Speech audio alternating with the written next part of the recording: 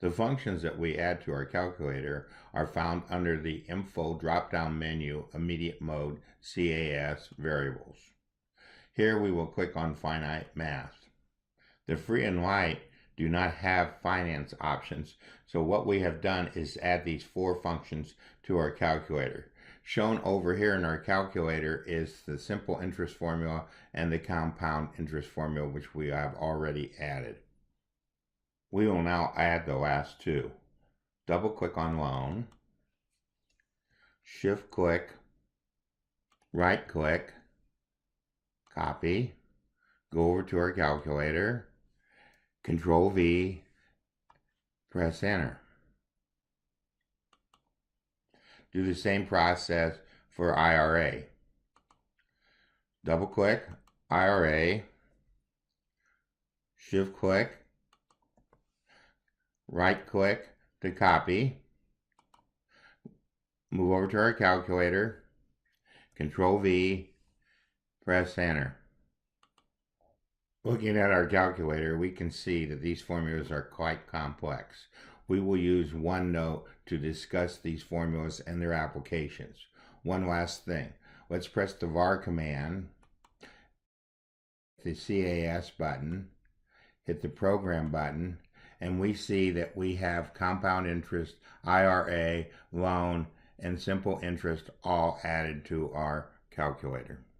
This lesson, we use Onenote and our HP Prime to explain the compound interest formula and application. The formula is shown here.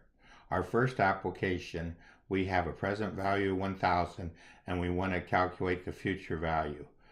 For this to work in Onenote, we need to have a single letter for this. So this formula is written with P and A, so we have the answer here in terms of A.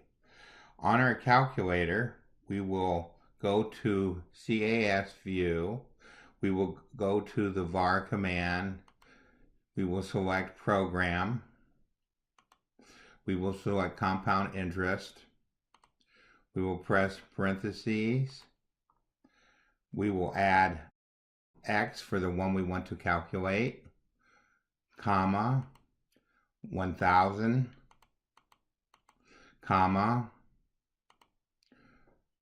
0.05, comma,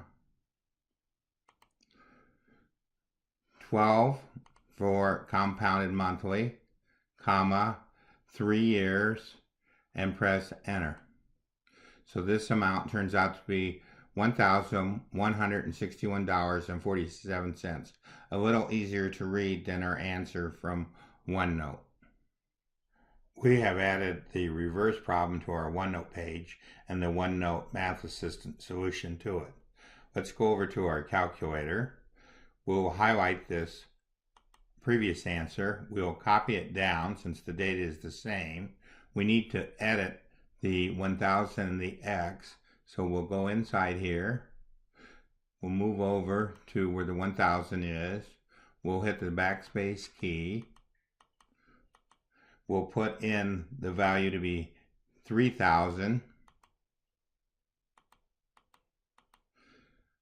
Put a comma.